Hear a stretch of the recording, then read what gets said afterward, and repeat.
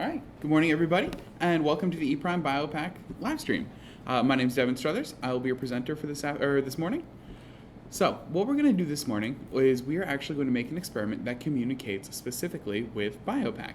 We're going to set up some triggers in our experiment, and I'm actually going to focus on a couple of different use cases or hardware cases that you might run into whenever you're trying to hook your system up to any BioPAC software. So the first thing that I want to do today is I actually want to bring up just a little bit of background on the hardware that we're going to be doing today. What I have replicated on this computer is something that a lot of our users, we find a lot of our users, especially with newer computers, are running into, is that they have a computer that needs to communicate with an external device like BioPAC or anything like that, and they don't actually have a parallel port on their computer. BioPAC has a direct parallel port connection, depending on the model that you have. But my computer doesn't have a parallel port connection. So in that case, what I would do is I actually have a really good diagram that I made about this. If you guys would like this, let me know. But what I actually have here is I have BioPAC, or I have Kronos going straight to BioPAC. So I have ePrime on my stimulus presentation computer. This is connected to Kronos via USB. Then Kronos has something called an I/O expander on it. It is a separate product, but it goes with Kronos. It's actually right here. So this is what that looks like. And as you can see, it's just a little breakout board. There are 16 digital outputs, so it gives you a lot of options for communicating with software like BioPAC. But you would then connect the BioPAC to the Kronos, or sorry, the I/O expander to the Kronos device. Then you would wire that I/O expander that I have, you would wire that directly into the BioPAC software. You would then, or the BioPAC hardware, you would have acknowledge up, and I spelled acknowledge wrong there. I'll spell acknowledge right in future versions, I promise. But you would then wire that directly to acknowledge, and that's how you would actually have that hardware set up. So that's the kind of setup that I have on this computer, and that's actually what I'm going to be programming this experiment for today. Now my signals are going to come at the onset time of my stimulus object, and it's going to be a modification of the IABS task, basically, is what I'm going to be doing today. So I'm just going to go over, start this live stream with basic experiment design, how to set up a task like this, and then I'm going to go over, after I set up the task, I'm going to go over how to set up the triggers for the task. So specifically what the triggers are going to look like in ePrime, and then how they're going to be sent out from ePrime to the BioPAC software. All right, so the first thing I'm going to do is I'm going to add some instructions to my experiment. To do this, I'm just going to take a text display object and drag it as the very first object in my experiment session proc. As always, name needs to reflect function, so I'm going to rename this text display object to instructions. And I'm going to hit enter. Now my instructions for this task are going to be very basic. It's just going to be, you'll see a fixation followed by a picture. Press 1 if the picture makes you feel positive. Press 2 if the picture makes you feel negative. It's just a very simple task like that.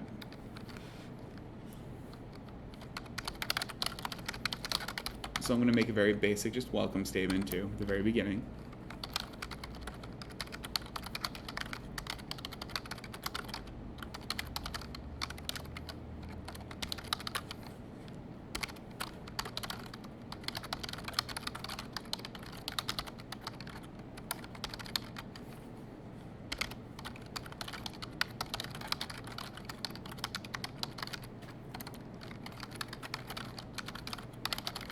What I'm going to do is have them press any key to continue. Again, this kind of lines up with my philosophy of instruction screens like this, where they need to stay on these instruction screen for as long as the participants need to see them in order to acknowledge that they've seen all of, or processed all this information.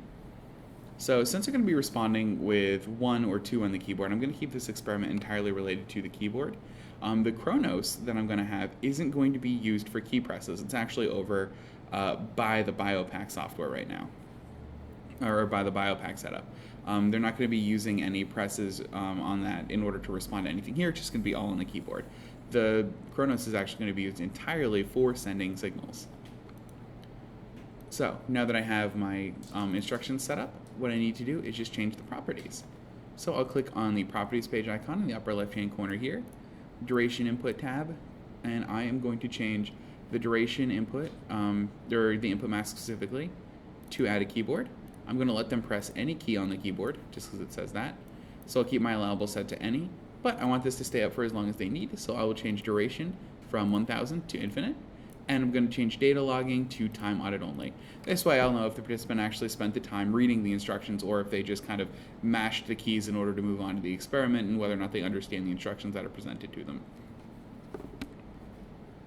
So I'm going to go ahead and click OK to save these changes, and that's all I need to do with my instructions. So the next thing I need to do is I need to make a block list. The block list is going to be used to separate the different blocks of my experiment. In this instance, I only have one block, and it's just present participants with images.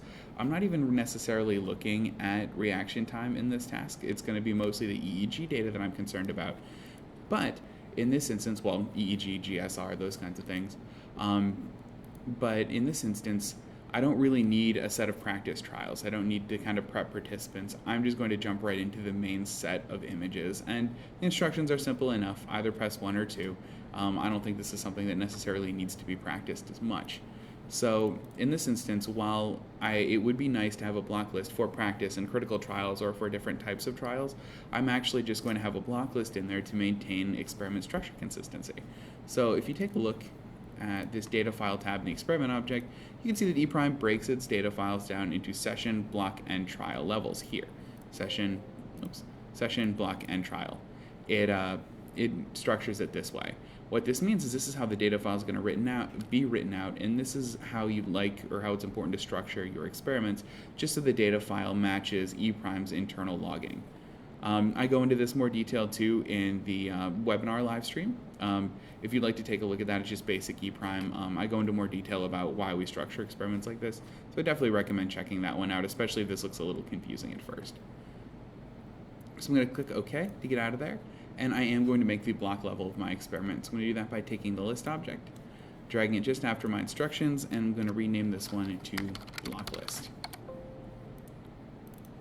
And in my block list, I'm going to make a procedure, pretty easy procedure, just called block proc. Hit enter. I would like to create it, and I'll make it the default value for newly created levels. That's completely fine. So now I'm getting that session and block structure that I saw in my in that data tab. So now on the block proc, what I'm going to do is I'm actually going to take a list object here, and I'm going to make a new list object. This is going to be my trial list. I make these in just about every experiment that I make. If you look at past live streams, the purpose of the trial list is to house my independent variables. In this instance, it's going to house all of the images that participants are going to see. Now, the important part of this list object, though, because I mean, the images are important, but they're not the most important part. The most important part is going to be the most important part of this list object is going to be the trigger that's going to be sent to the acknowledged software. I'm actually going to put this in the list object because I would like this trigger to be tied to the images. So, for example, if they see a certain image, I want it to always send the same trigger to BIOPAC. That way, if I take a look at my acknowledged data stream, I'm going to say, okay, well, the trigger I got at this point was at 10. I know that this type of image showed up, or I know that this specific image showed up. And that makes my data analysis and my analysis of the data in acknowledge a little easier because I programmed that on this end, and I'm going to know what it looks like in acknowledge's end. So to do that, first thing I'm going to do is I'm going to rename the list object from list1 to trial list. Double click on it to open it in the workspace, and procedure will of course be trial proc. Yes, and I will make the default value for newly created levels. That's actually going to be more important here. Now the first thing I want to do, like I had mentioned before, is display my images. So I'm actually going to make a new attribute here, and this is just going to be called stimulus. Just a very simple generic name, but effective. I know what it's doing. Now in this instance, my images are housed in a folder here called images. And they're just numbers. Like I said, they're a modified version of the IAPS files, and they are just, 2110, 2130, those kinds of images. What I'm going to do is I'm actually going to save my experiment at this level, just in my BIOPAC stream folder here. I'm going to save it in my BIOPAC stream, and I'm going to have it reference all of my images in this image folder. This is something that we actually haven't discussed before in live streams, is referencing images that are in a subfolder. So I'll be showing you guys how to do that too. But for now, all I need are just these names of the images in my stimulus folder. I'm not even going to do file extension at this point. And as you can see, each image comes in two different varieties. There's a BMP version and a JPEG version. Today I'm going to be focusing on the JPEG versions of these files. So my stimulus is just going to match the names of these files. Whoops, sorry about that. It's going to match the names of the files, so I'm just going to have, get that back, just 205, 210, 220, so 205, 2050, make sure that's right, 2025, that's it. 2025 is one of them. I'll add another attribute. 2110.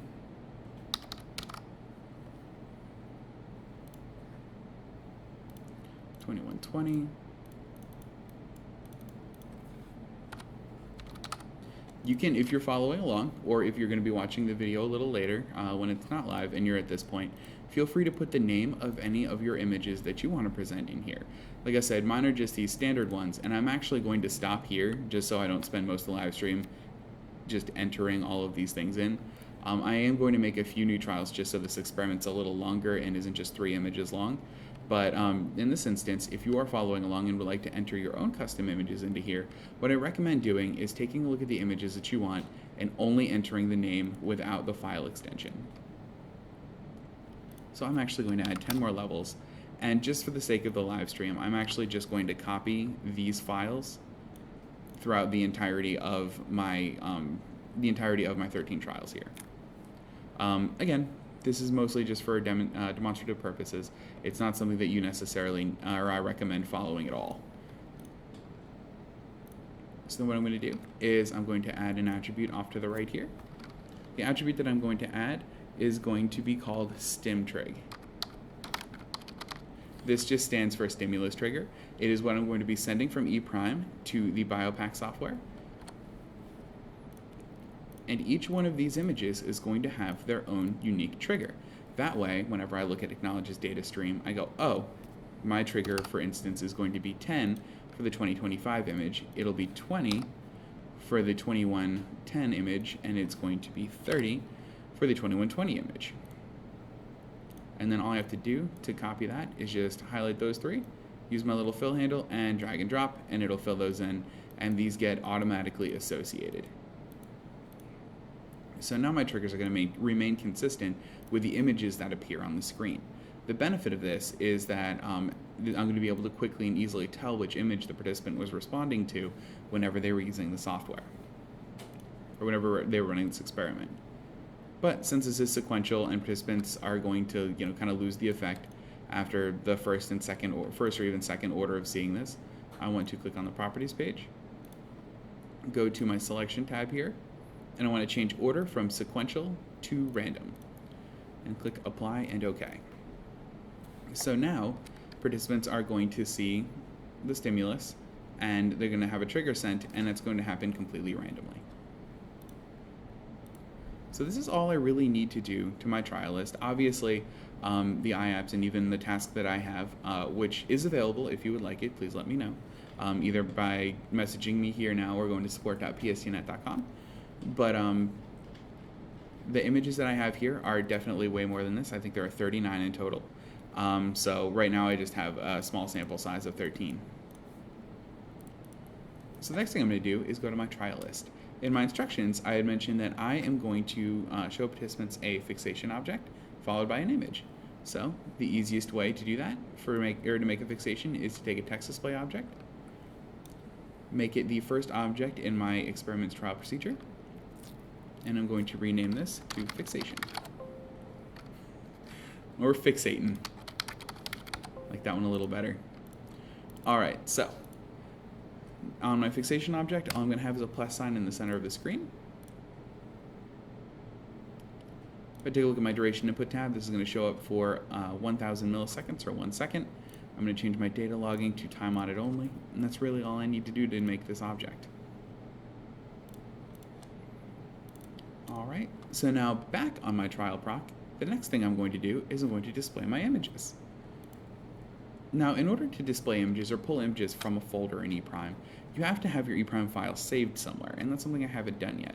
So what I'm going to do before I add my object is I'm actually going to save my ePrime file so ePrime kind of knows what subfolder it's in and knows where to look for the images. So I'm going to click Save. I'm going to save this on the desktop for BIOPAC stream, and this is just going to be called biopacstream.es3.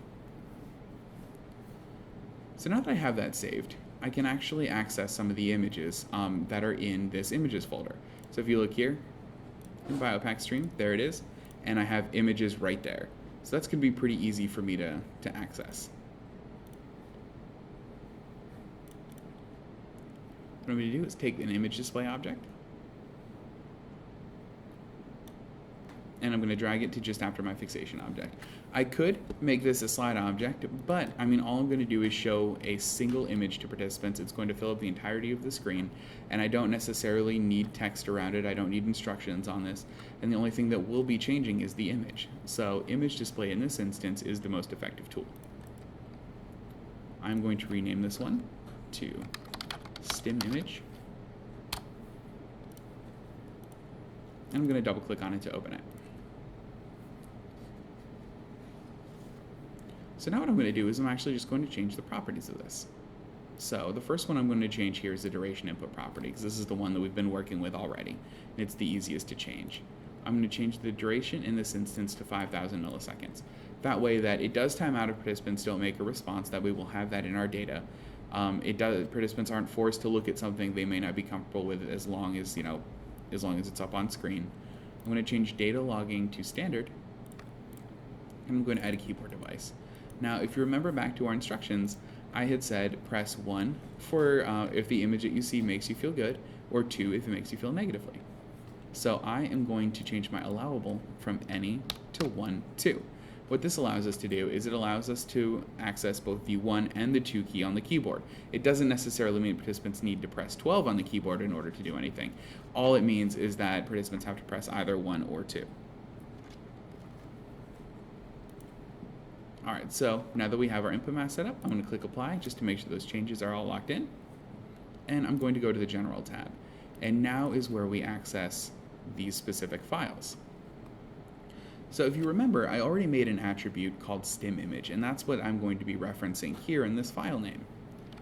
So what I'm going to do is I'll call it stim image. Now, if you remember back to stim image, the way that it looks is it's just the file name. There's no file extension. And the file extension is required for every file in ePrime in order to be loaded into the experiment. So what I'm going to do is a process called concatenation. So I'm going to have this attribute reference here called stim image. It's going to resolve to one of my numbered pictures, so 2120, 2125, any of those things. But at the end of it, I'm going to put .jpeg. So now whenever this resolves, it's going to resolve as 2120 or 2025, whichever my images were named. It'll resolve as that .jpeg. So that'll actually make an entire image name. What that does is it allows me to free up, click OK quickly, it'll allow me to free up the stimulus column. So now this in my data file is going to show only the name of the image, and I won't necessarily have to have the file type at the end, because if all I'm doing is showing JPEG files over and over and over again, I'm not necessarily interested in my data analysis that it was a JPEG file. So there is that benefit as well. Now I mentioned before that all of my images live in a folder called images. There's BIOPAC stream, and they are in there. In order to access this subfolder, what I'll have to do is I'll have to type the word images and then a /. Now ePrime knows to look in a folder, or first off to look for a folder called images. Then in that folder, look for stim image. Now it's important here to know that it's a / instead of a \. So we don't recommend putting a / in a file path like that, and that's due to the way that ePrime is able to access these files, especially on any particular pathway at all. So, I could have this file on my desktop and images in a subfolder also on the desktop. I could have both of these nested in another subfolder like I do. And in this / is what's going to help me access those files easier. So I just have images / stimimage.jpg. I'm going to go ahead and click apply. And then this is all I'm going to see at this point. Because this is a varying file name, varying meaning that it's going to get its value from the attribute reference, I'm not actually going to see my image right here on the screen. I'm going to get your image, and then images / stimimage.jpg will appear here. So that's all I need to do to set up my stim image. And I'm not actually going to have any feedback display because there's no way participants can answer this correctly or incorrectly since it's about their feelings, so the answers are entirely subjective. So the only other thing I need to do to build the bones of this experiment is just to have a goodbye slide at the very end. So to do that, I'm just going to go to my session proc again. I'm going to take a text display, and I'm going to make a goodbye object here. And this goodbye object is going to be very basic. It's just going to say, thank you.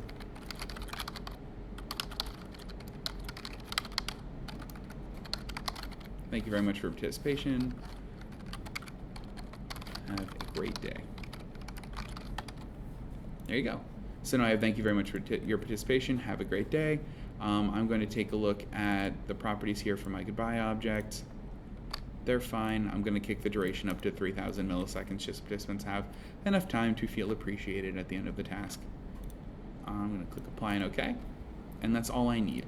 Now, if you notice, my experiment isn't actually set up to send any triggers to anything. I don't even have Chronos in my experiment. This is what I would like to refer to kind of as the bones of the experiment. It functionally will work.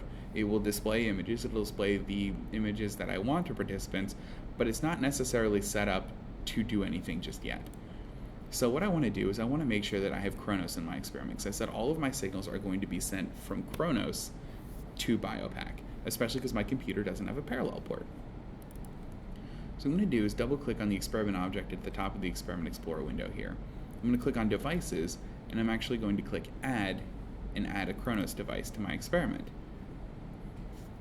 Now what I'm going to be using in this instance is I'm actually going to be using digital out to send my triggers from Chronos to BIOPAC.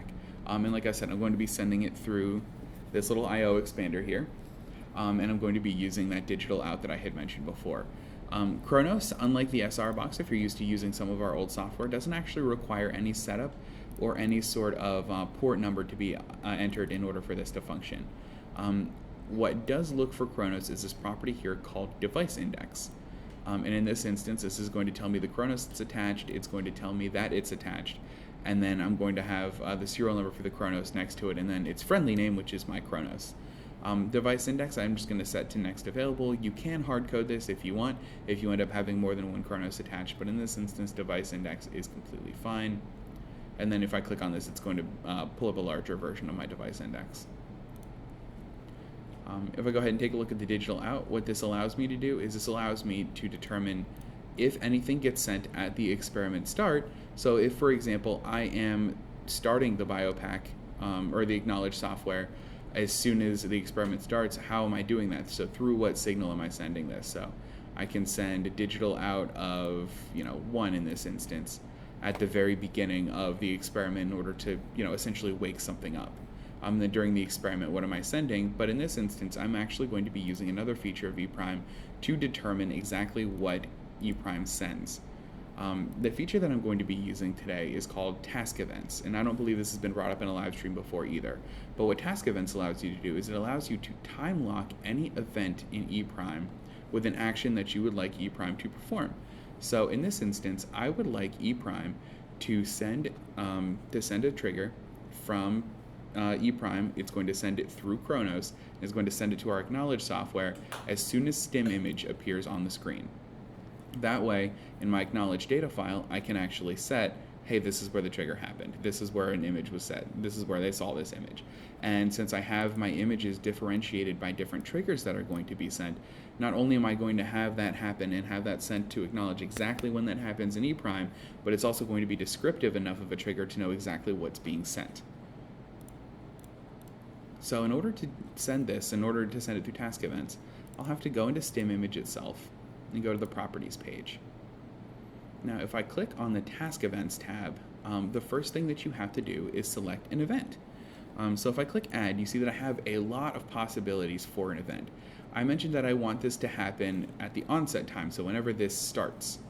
I'm actually going to click stimimage.onset time. That's going to let me know that this is when I'm going to make something happen in BIOPAC. Also note that if you like, you can actually set this to a keyboard response. I can set it to only correct responses, only incorrect responses, any press of the keyboard, any release of the keyboard. There's also the option for button and mouse presses. But if you are using a button press, I recommend using this. This is called our input mask set of triggers here, or a set of events, and I recommend doing input mask specific ones as opposed to just generic keyboard press and releases, because this is actually going to tie it to the participant's response, whereas this is just listening for anything on the keyboard.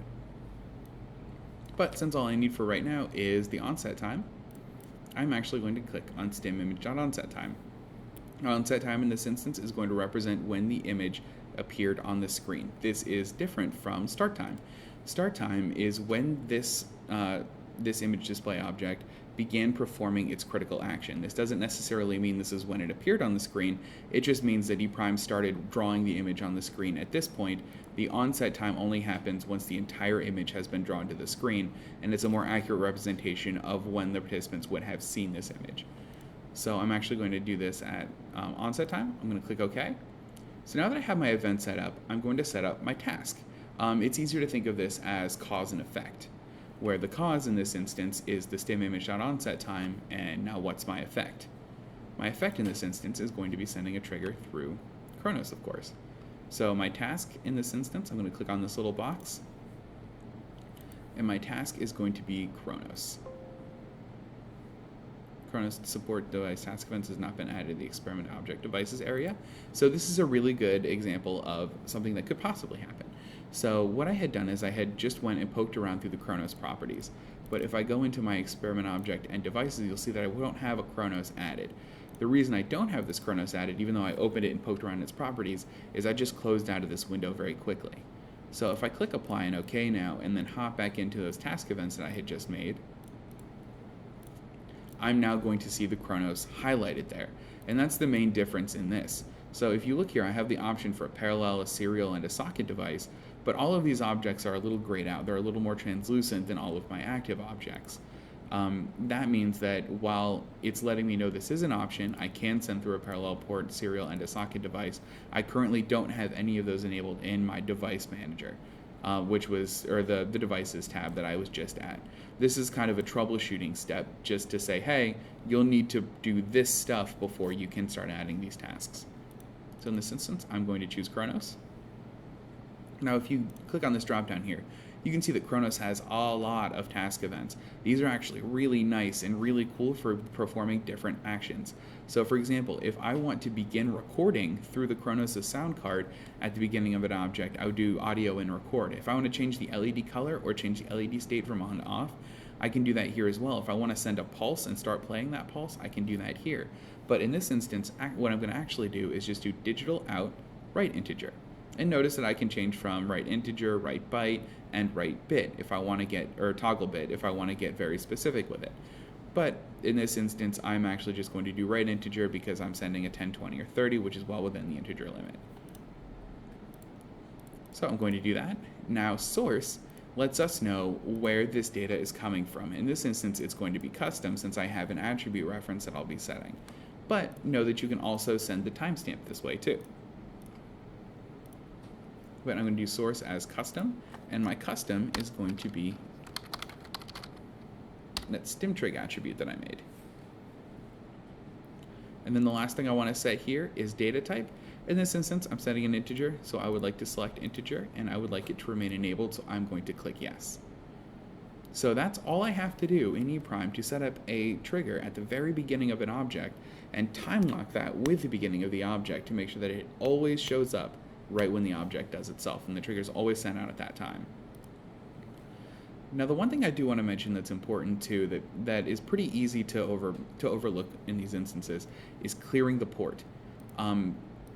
This is really important, especially when you're doing parallel port communication, because what parallel port communication is going to end up doing is going to end up setting specific pins on your parallel port from low to high. And when you do that, and you send multiple triggers in a row without resetting those pins that are already set to high, is it's going to look like there are missed triggers, it's going to look like the wrong type of trigger was sent, there's going to basically just be issues with the triggers that you sent, and the effect of that is in my acknowledged data stream, I'm not going to see 10, 20, 30. I'm actually going to see either missed value, so nothing at all, or I'm going to see 10 2 times in a row, 33 times in a row. I'm going to see like an 80 maybe. It ends up messing with all of these things. So what we always recommend doing if you're going to be sending triggers to an external device, especially through the parallel port, is clearing the port afterwards. And it's very easy. It's actually just another task event. And I would like to clear the port 10 milliseconds after I send this task event. That's going to give ePrime plenty of time to send the trigger without any issue, and it's going to actually allow us to clear it almost immediately so it's ready for the next trial. So to do that, I'm actually going to add another task event. In this instance, it's going to be stimulus.onsetTime. My task is going to be the same. I'm going to send through Chronos. And I am, again, going to be selecting digital out write integer. Now, in order to clear a parallel port, what you'll have to do is actually send a value of 0. What this is it's basically the parallel port's custom version of clear all. It'll set all of the pins from high to low. Conversely, if you send 255 through a parallel port, it'll set them all from low to high. But in this instance, since we're just clearing the port, I'm going to set custom to 0. And my data type will of course be integer, just to be similar to the other one. Now, the other important property I'll need to change is this delay. Like I said, I want this to be cleared 10 milliseconds, after the initial trigger was sent. That way, like I said, there's enough time to send the trigger, and I get this nice and cleared before the next set of triggers happens. So I'm actually going to change this delay to 10. Keep in mind that this delay isn't necessarily specific to this object, so if I want, I could put 1,000 milliseconds in here, and even if this object isn't 1,000 milliseconds long, it will clear after 1,000 milliseconds. But in this instance, I'm actually just going to keep this to 10. I'm going to click apply and then select OK. And that's all I need. Now my experiment is set up to send triggers to BIOPAC at any point in time. Not any point in time, at the beginning of this duration input, or at the beginning, of this stim image. So what I'm going to do now is show you a little bit what that looks like. We actually have our intern Cade set up in the corner over here at the BIOPAC station. I have just a sample acknowledged data stream set up. I'm going to go ahead and switch over to that very briefly, or just in a second. Just to kind of show you what that's going to look like. So we have BIOPAC set up with the acknowledged data stream, and everything should be looking pretty good. So let's see if Kate's all ready to be set up on that thing quickly. I know my experiment is set to run. I'm actually going to run it in this instance in windowed mode. So I'm going to click on this windowed mode button. I'm going to keep it. I'm going to keep everything the same here. I'm going to run the device in windowed mode. I'm going to click test.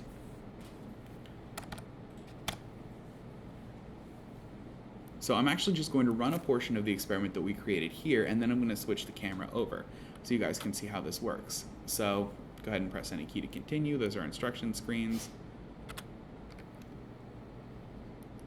I hit any key, and I get an error, which is completely fine. It says there's no such attribute called stim image.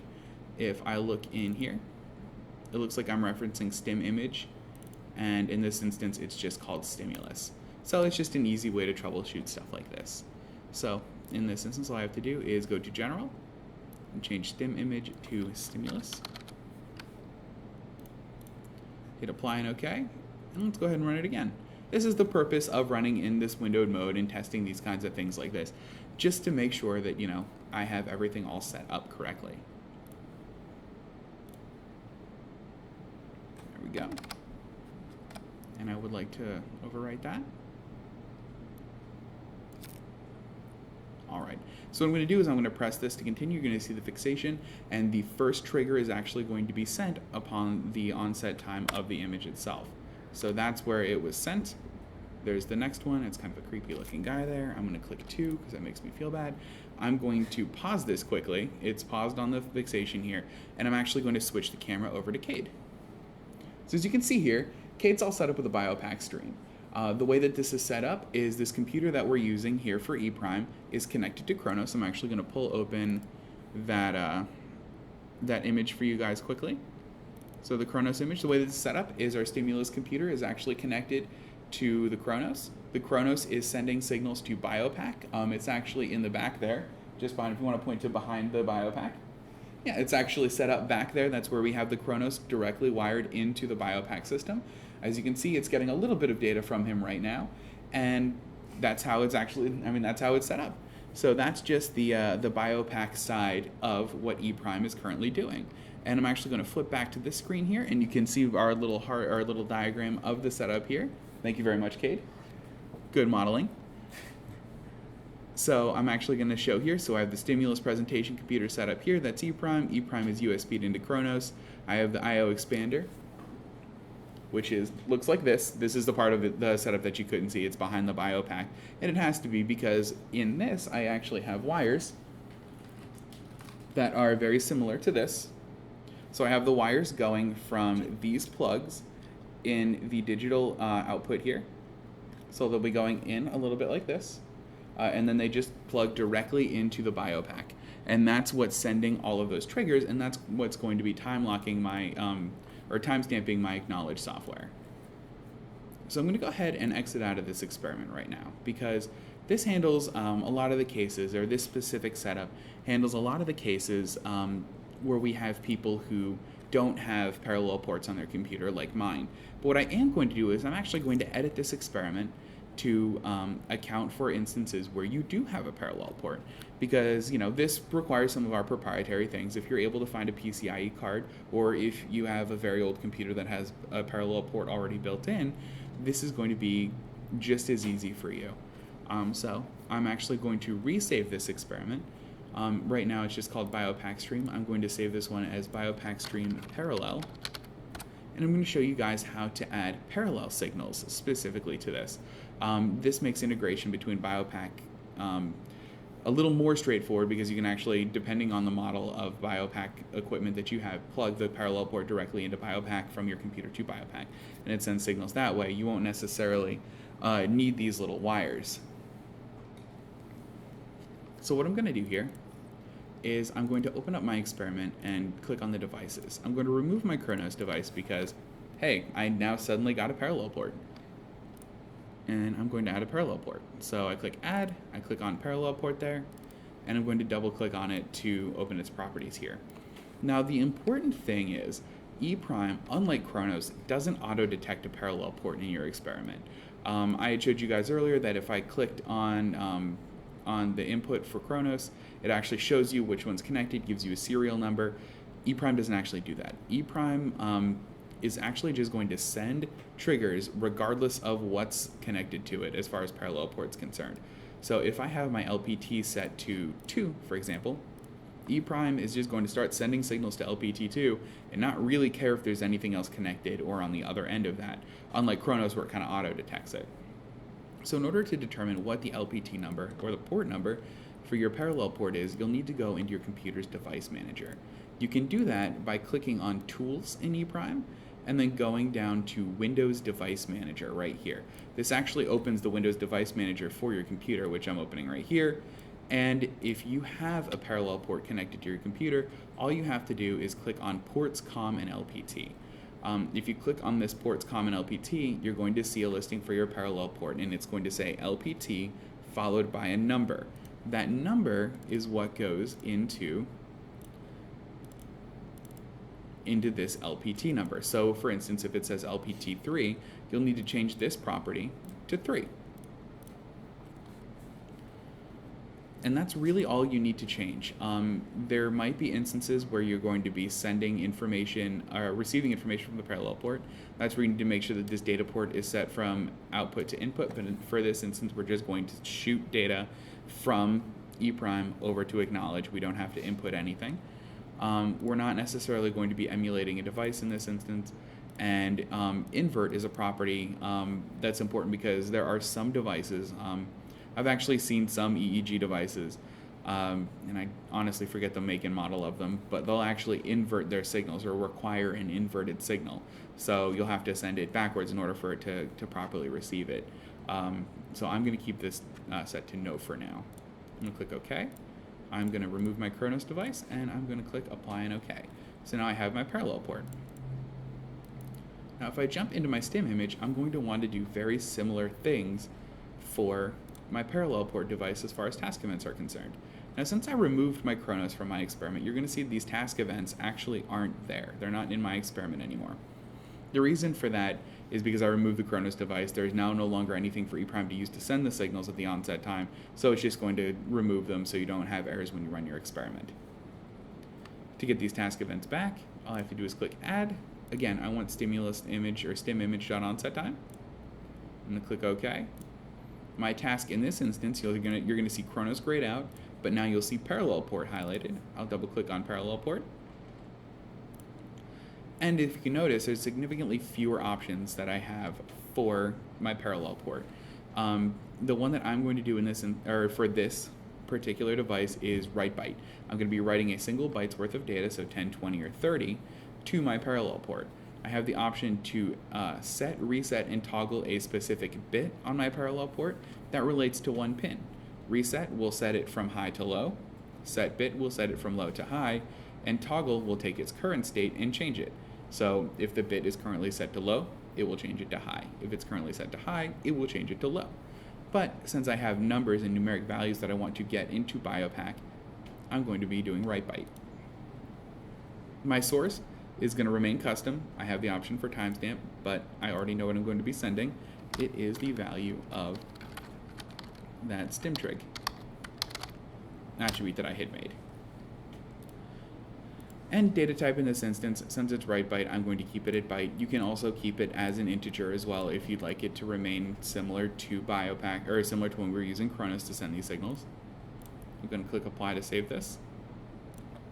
I'll click Add and click on onset time there. And I'm just going to add the same one that I had before where I'm clearing the port. So I'll remain at write byte. I will do custom set to 0, and data type will be set to long. And my delay will be 10 milliseconds. I'll click Apply and OK. And that's all I need. That's all I need to do in order to change my experiment from being Kronos compatible to parallel port compatible.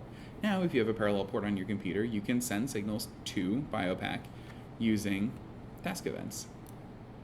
So I'm going to go ahead and run this one. We don't have a parallel port connected, so obviously this isn't going to send signals. But it's going to act identically. So I click 1, and at the onset time of all of these images, it's actually just going to be sending the same signal through the parallel port. And like I mentioned before, E' doesn't necessarily care that there's a parallel port connected to your computer. It's just going to start sending signals to the to that LPT number on your computer. And I'm actually going to exit out of this. And that's it. That is honestly as easy as connecting E' to BIOPAC. I do have another image if you guys would like. My other image is here, E'3 parallel BIOPAC. Again, spelled acknowledge wrong. I will fix that. But in this instance, I have stimulus presentation computer. Instead of having Kronos in the middle, I just have my parallel port cable. It goes from E' to BIOPAC, just connects directly, and my signals are sent just straight through this channel here. This is a much easier setup, especially if you have the hardware for it, but Kronos is an excellent option if you don't. So if you guys would like any of the materials that I made today, feel free to submit a support ticket at support.pstnet.com. I am more than happy to give away the completed version of this experiment with all 39 images loaded into it. The completed version of this experiment actually looks like this. I put it in this folder if you guys were taking a look at this picture RT. I have it in this folder, and it actually has a lot of really great explanation, not only as to how the sending of signals works, but it specifically talks about how each of the ports are going to work and how the data is going to look being sent from E' over the parallel port. and this is in this README file here. So if you're using parallel port, these are the pins that you have to send to, and this is the value that you're sending through the pins. If you're using Kronos, specifically the digital out, this is going to be the pin, and this is the data that you receive sending through the pin. It also mentions that if you use Kronos's I/O expander, you're going to have a much wider range of options as far as data that you're going to be sending. If you're using the I/O expander, you have 65,535 different values that you could write. If you use just the normal parallel port, or just the normal port on the back of it, which is just our little auxiliary port, you can send the normal 0 to 255. That's basically going to emulate a parallel port itself. So that's what you can send, and then using all 16 pins, these are the values that you send, and their pin, or what they line up to as far as the pins are concerned. And then this one also has debug print data, so the trial and then the trigger that was being sent from ePrime to your BIOPAC software. And that's just to verify on ePrime's end that, hey, this is being sent, this is being sent. So this is a really great experiment. If you guys would like it, like I said, submit a support ticket, ask me for it, I'd be happy to give it to you. If you guys would like any of these images as far as the hardware setup is concerned, so this ePrime 3 parallel to BIOPAC, ePrime 3 Kronos to BIOPAC, again, submit a support ticket, I'd be happy to give you all of this information. This video is going to basically act as a supplement to the sample that I send out as well. So yeah, if you guys have any questions at all, feel free to go to support.pstunet.com, submit a support ticket. Don't forget to like and subscribe to our page. And thanks for showing up today.